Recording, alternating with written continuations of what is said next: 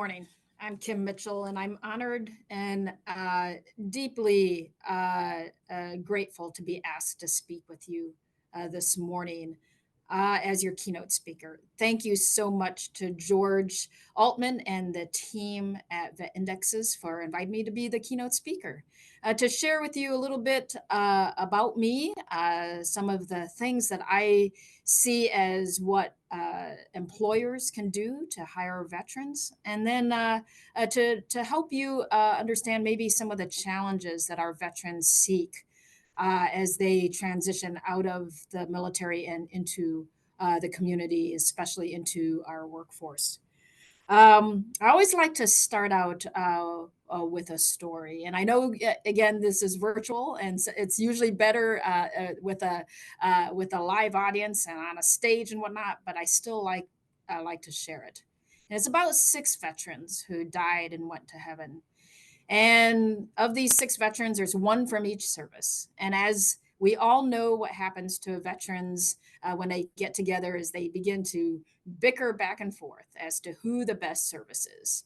And so here we go, they're going up to heaven and they're bickering back and forth. And you've got the Air Force airmen yelling, aim high, look at the sky. You've got the Marine looking for the nearest chow line because they're always hungry. You've got the Army kind of saying whatever it is the Army says when they try to stay motivated. And you've got the Coast Guard looking for the nearest drug interdiction. And then you've got the Space Force because they're so brand new. They're just following everybody and learning how to march and put on their uniform and things like that. And then you've got the Navy, keeping everyone in line and on time as the gates of heaven are waiting.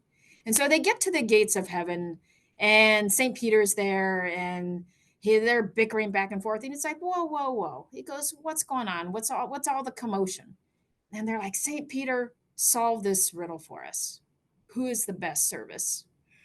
And St. Peter kind of looked at him and he's like, this is way above my pay grade because I can't answer that question. He's like, but I'll be right back. So he takes off and he comes back in a few minutes, and he's carrying a note card with him. And he starts to read it. And he says, everybody, all of you have served your country with honor. All of you have contributed to serving a cause greater than yourselves. All of you have contributed to your communities and your families and to communities that are needed the help in the worst way. And you have done amazing thing and accomplished amazing missions. Come in, rest. Sign God, United States Navy, retired. So hopefully you all are laughing at that, because that one, I love to tell that story because one, it's true, but also it kind of helps relax me as a speaker when I'm getting ready to give a speech. And hopefully it gave you a little chuckle to begin with. But let me take you on a journey, it's my life journey. In May of 1972, when the North Vietnamese were advancing into Quang Tri, a South Vietnamese Marine and his company were assigned to evacuate the village and then blow up the My Chang Bridge just south of the village. And right before they blew up the bridge, one last survivor stumbled across the bridge carrying a bundle. And when they went to investigate, it was a bundle with a baby wrapped up in a towel and placed in a hat. And they asked him, is this your child? And he said, no. He said, I found this child lying along the side of the road trying to nurse on her dead mother. He said, but I can't go any further. He said, you need to save this baby's life and take her to the orphanage located in Da Nang. So this South Vietnamese Marine did as many Marines do and just kind of commandeer whatever equipment that is needed to accomplish a mission, and commandeered the company Jeep and drove up this child from Quang Tri down to Da Nang to the Sacred Heart Orphanage and presented this child to the nuns. And when they asked him, they said, is this your child? He said, no, it's a child that was found. And they said, well, if she doesn't have a name, you give her a name. And he said, I'm going to name her what I was going to name my first baby and my first child, the name of Nok Bik, meaning precious pearl. A few months later, a U.S. airman who was stationed at the air base in Da Nang did as many service members did during that time. They would bring clothes and food and water and supplies over to the nuns to help them take care of all the children in their care and to spend time with the children to get their mind off the war. And one day he brought over some supplies and they placed baby number 899, known as Tranti Nakbik, into his arms. And he fell in love. And in September of 1972, I was fortunate enough to be adopted and brought to the United States to start my new life. Now, the child of an Air Force family, we did as many active duty families have done, and you move from place to place. And we started at Cannon Air Force Base in Clovis, New Mexico, and then we went to Lackland Air Force Base in San Antonio. And then when I was in first grade, my father retired from the Air Force, and we moved up to northern Wisconsin, a place that everyone should spend their childhood, where I swear it is 30 degrees below zero 11 months out of the year. And anyway, that's where in northern Wisconsin, that is the community of hometown America, where everyone is able to give, a cup of sugar if you need a cup of sugar, or a cup of flour, whatever it is that you need, they're willing to help you out. But here's the thing. In northern Wisconsin, I was the only minority in my grade school, middle school, and high school. And there's something that I like to talk about that's called the power of humiliation. And in seventh grade, that occurred for me when the students suddenly realized that maybe I wasn't from northern Wisconsin. Maybe I was born someplace else because my hair was black. I had darker skin. My nose was shaped in a different shape. But sometimes that power of humiliation is exactly what our veterans feel when they come home after service and they transition out, and maybe they're in school. That 26-year-old who has done multiple deployments away from his or her family and now in a classroom with a bunch of 18-year-olds, and the 18-year-olds laugh and snicker when that veteran jumps at the slam of a door or a flicker of a light. It's that power of humiliation of making it a point that maybe you look different or maybe you act different. But back to northern Wisconsin, and growing up, I knew I had a life of service. And so I wanted to join the military and follow the footsteps of my father. Now, he wanted me to go to the U.S. Air Force Academy, and that's kind of what I was focused on for much of my childhood. But in 10th grade, I was able to meet a retired Navy admiral who changed my direction in life and got me to focus on the U.S. Naval Academy in Annapolis, Maryland, which is where I applied. And fortunately, I was accepted. And 2 weeks before I was to report in for induction day, or I Day as it's known, for to start plebe summer, my father was struck by lightning and killed on our farm. Again, it was a earth-shattering moment for our family. And I talk about that, about what happened to the family, because I know what happens to a family when a tragic incident happens. I know what can happen when drugs and alcohol come into play, when mental health comes into play, when suicidal ideations come into play, when incarceration happens into a family, and how that family structure can just crumble. But I also know the power of a community and how a community can come together and support that family when it needs it most. And that power of humiliation and that power of community just brought my family back together again. And the Naval Academy, knowing that I needed a year off to ensure that I could take care of my family, gave me the year off. And then I reported back to the Naval Academy and graduated in 96 to serve then 17 years as a surface warfare officer, serving on ship and on land. Most of the on land part was here in Washington, D.C., where I got to spend a lot of time within the Beltway learning the interagency process. In my last 2 years, was fortunate enough to work for Admiral Mike Mullen, the 17th Chairman of the Joint Chiefs of Staff, as the Deputy for the Office of Warrior and Family Support. And in that capacity, we traveled to 329 communities, taking a look at really what is successful reintegration for our service members after service. And what we found was that it was a combination of education, of not just getting our service members and their families into school, but getting them to completion, getting them to a degree or a certificate. And it may not just be a 2-year degree or 4-year degree or a master's degree or doctorate, but might be something like truck driver school and getting your CDL, or maybe it's culinary arts school to become a chef at a restaurant. But whatever it is a basis of education coupled with meaningful employment. And that's where many of you come in, is bringing those veterans and their spouses in as just money makers, but bringing them in because of the skills, values, and competencies that they bring as an organization. Remember the words recruit, train, integrate, and retain, because I'll mention them again a little bit later on.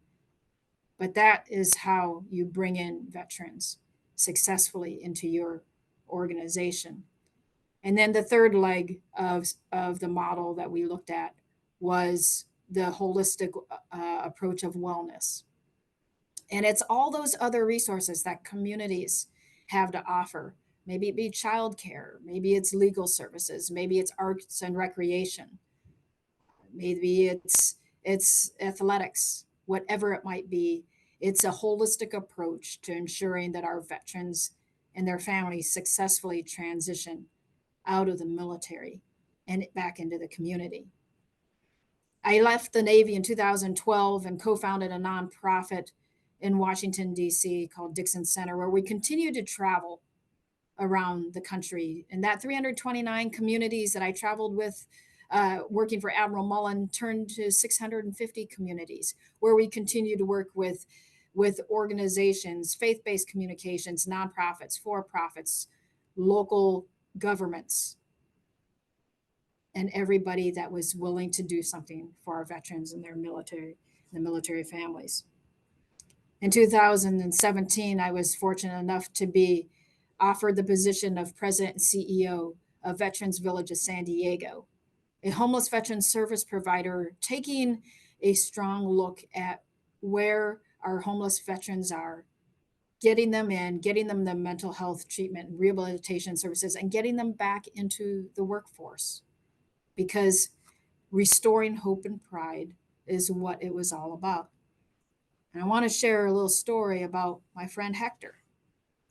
And Hector was born of immigrant parents in San Diego, California in 1978. And he came from a low-income family and a broken home, but he went to school and grew up in Los Angeles.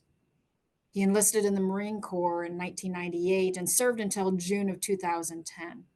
And during his time in the Marine Corps, he deployed into Iraq in January of 2003 with the 1st Medical Battalion, and again in 2005 with the Marine Air Wing Support Squadron. And when Hector separated from the service, he did so right before the repeal of Don't Ask, Don't Tell. And he had a huge hurdle when he got out of the Marine Corps. His words to me were, I didn't go into the military with the shame I got out with. So he tried to find a community or some sense of belonging. He immediately went to the University of District of Columbia in Washington, D.C., in order to take advantage of his post 9/11 GI Bill. Unfortunately, due to self-medication and mental health issues, it caused him to self-destruct, and he left school within 2 years of trying to earn his degree. At this point, he wasn't prepared to compete or even find a job. He found himself experiencing homelessness with no network, no connection, and no purpose. The VA then came into the picture once he was willing to ask for help. His journey to recovery started in December of 2016, and after graduating from the residential treatment program that was funded by the VA in San Diego, he regained his confidence, hope, and pride that all veterans have.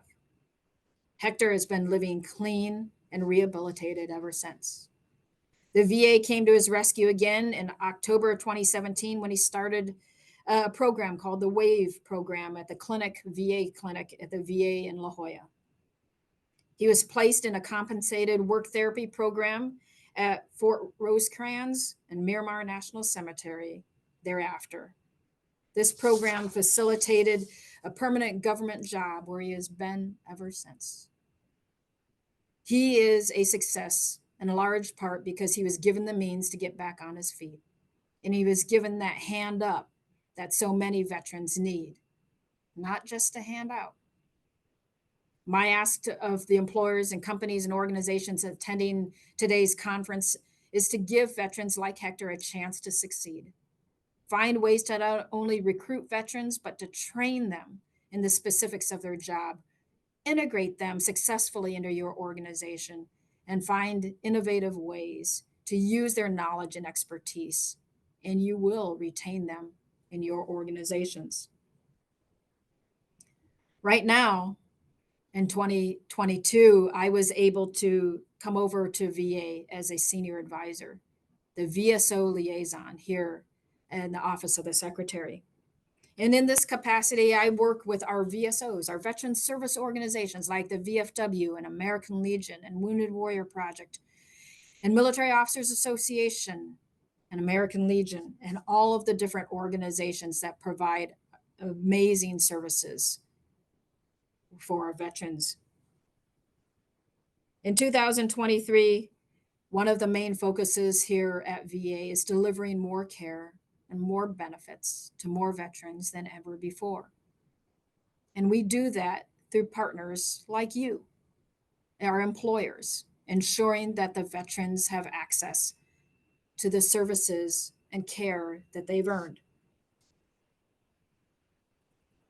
One of the things that you may have heard about is our PACT Act, and it's the Toxic Exposures Act, to getting more benefits to veterans than ever in the history of VA. And we're super thrilled that millions of veterans have applied for our benefits, and many are getting evaluated and approved each and every single day. Several months ago, the VA updated the mission.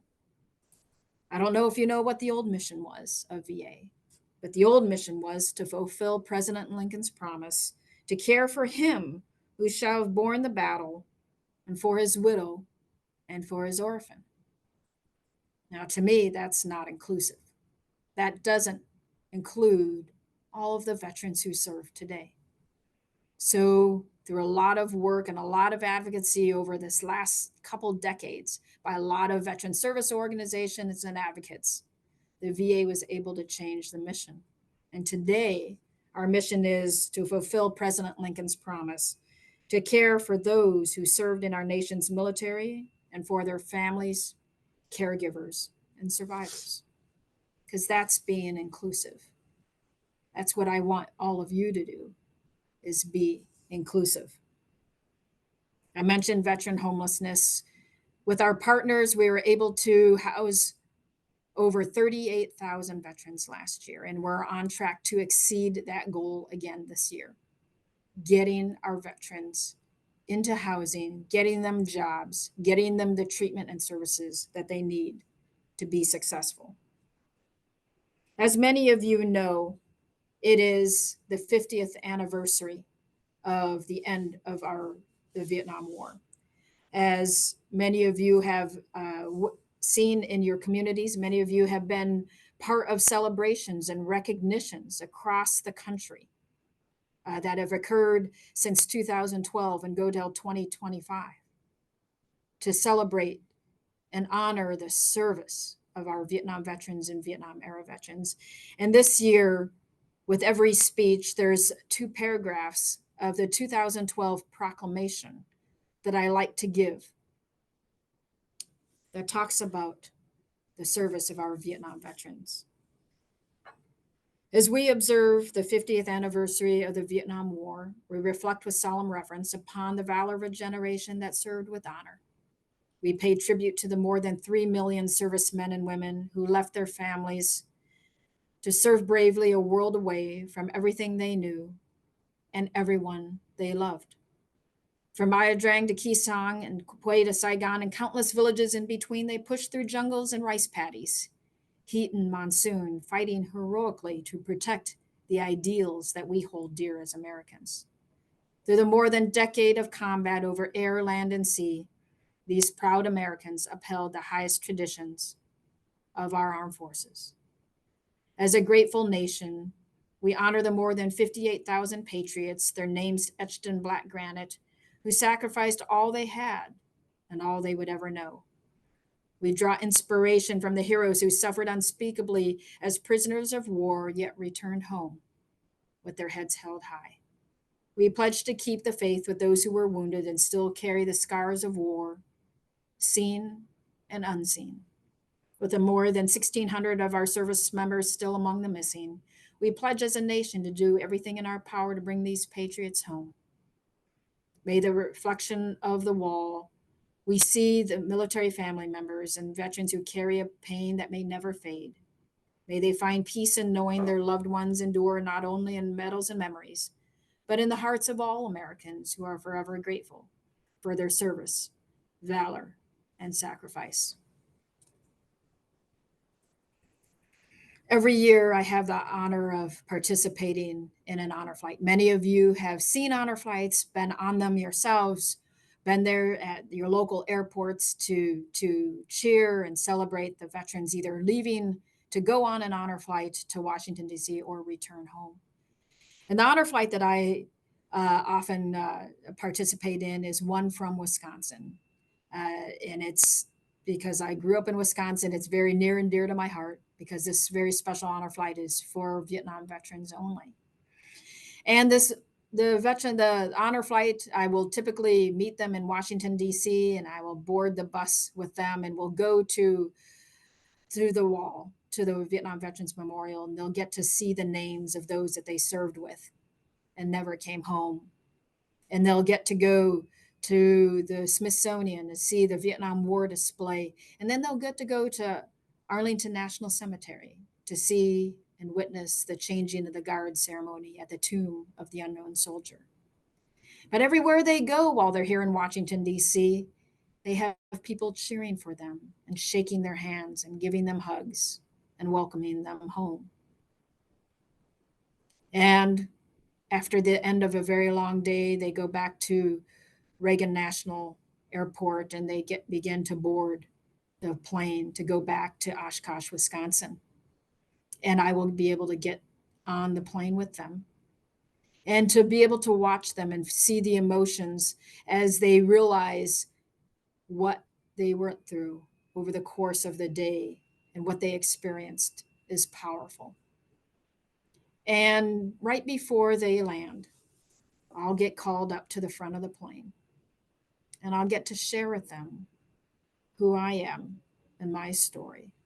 And I'll get to share with them why their service was so important to me and why it is that I do what I do each and every single day for our veterans and their families. And on the first flight, after I shared my story and I was done speaking, I started going row by row, shaking each and every single one of the veterans' hands, saying, thank you for your service and welcome home.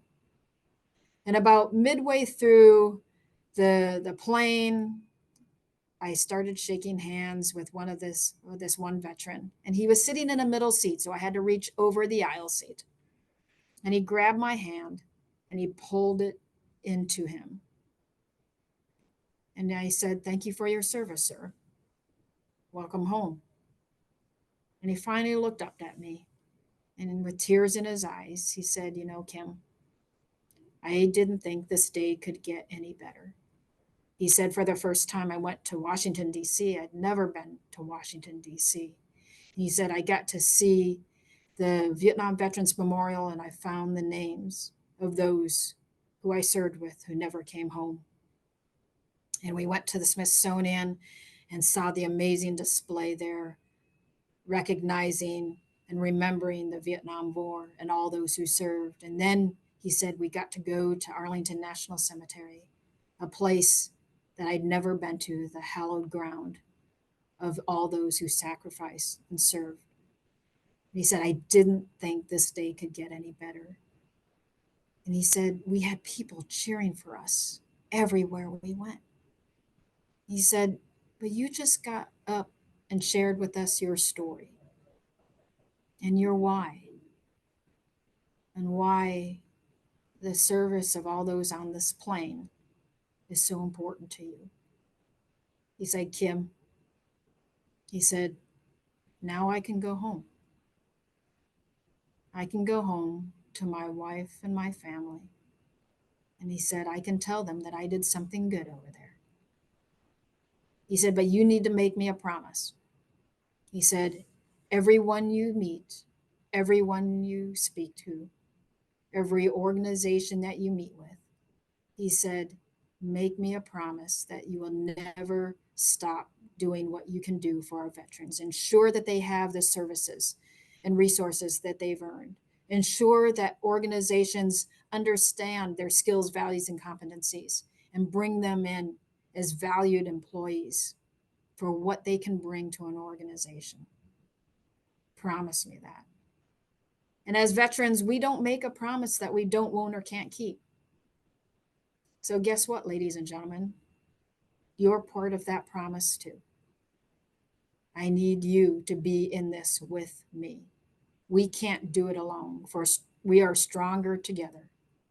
For you all know that we are veterans and we're not victims. That sometimes we never want pity, but we want recognition of our potential. And we never want a handout. But there are times that we will stumble and fall and we'll need a hand up. And that's you. You can help us with that hand up, just like Hector received a hand up. And he's going to retire with a federal retirement one of these days. He's so proud of his service that he can give back as a caretaker at Rosecrans National Cemetery, restoring hope and pride. That's what we do for our veterans. There is no greater honor than to wear the cloth of our nation. There is no greater need than those of our veterans and military families than being able to provide them the services and care and resources and bringing them in as valued employees after service. And there's no greater obligation that we have as Americans to ensure that those resources are provided. God bless you. God bless America. God bless our men and women in uniform. And God bless our Gold Star families. And thank you for having me here with you today.